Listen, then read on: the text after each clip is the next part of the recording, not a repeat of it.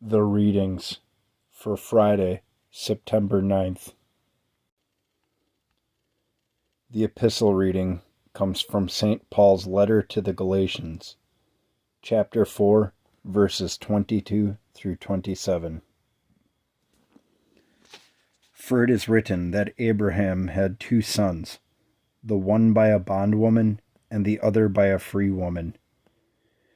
But he who was of the bondwoman was born according to the flesh, and he of the free woman through promise, which things are symbolic. For these are the 2 covenants, the one from Mount Sinai, which gives birth to bondage, which is Hagar.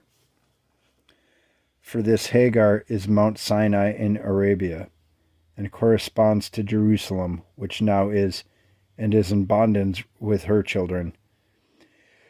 But the Jerusalem above is free, which is the mother of us all.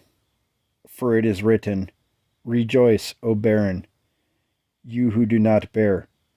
Break forth and shout, you who are not in labor. For the desolate has many more children than she who has a husband. So we have some footnotes from the Orthodox Study Bible. We've got a footnote for the larger section here, verses 21 through 31. So feel free to read a little before and after to get context in your own Bibles or apps. But the footnote says, by saying that Abraham's 2 sons are related events are symbolic, verse 24, Paul is not implying that they are not historical. Rather, he asserts that Old Testament history is announcing something far greater than itself. Hagar and Mount Sinai symbolize earthly Jerusalem and the Jews under the law, as seen in verse 25.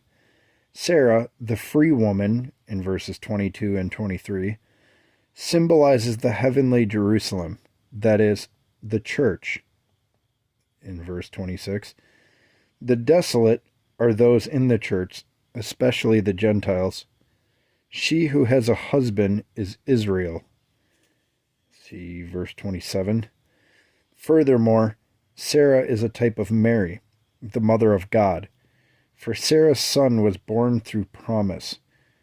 See verse 23. The promise of God. Isaac, quote, was the issue of bodies that were dead, and of a womb that was dead. His conception was not by the flesh, nor his birth by the seed. For the womb was dead both through the age and barrenness, but the word of God fashioned him. He that was not according to the flesh was more honorable than he that was born after the flesh. Therefore, let it not disturb you that you were not born after the flesh, for from the very reason that you are not so born, are you most of all Abraham's kindred, unquote. And this is from St. John Chrysostom.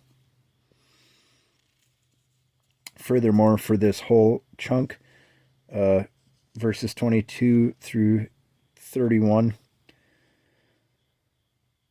this passage is read on September 23rd, the feast of the conception of John the Baptist, and on December 9th, the feast of the conception of the Theotokos. So, given that we celebrated the nativity of the Theotokos yesterday and are still in that festal period, I would imagine that is why we read it today as well.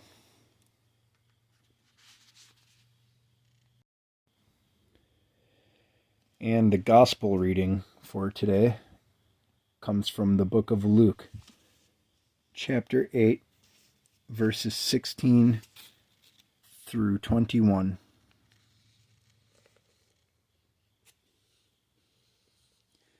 No one, when he has a lit lamp, covers it with a vessel, or puts it under a bed, but sets it on a lampstand, that those who enter may see the light. For nothing is secret that will not be revealed, nor anything hidden that will not be known and come to light.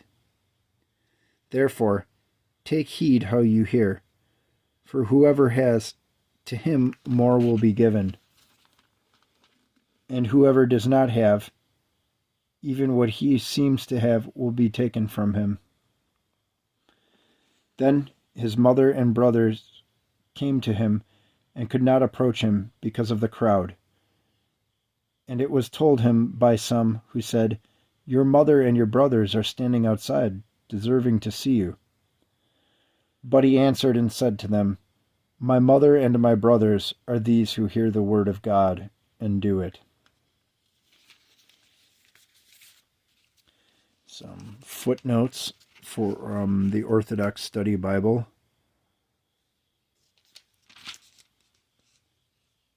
For verses 19 through 21, it just offers a cross-reference to Matthew chapter 12, verses 46 through 50. It was not Christ's will to deny his mother and brothers. Rather, Jesus is correcting both them and his hearers to the right idea concerning himself, that the family of his kingdom, quote, is not by nature but by virtue. So says St. John Chrysostom. And it says, see also chapter 11, verses 27 and 28.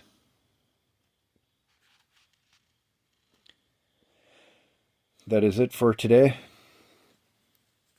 I hope you all have a blessed day. Please keep me in your prayers, and I'll catch you back here for the weekend readings.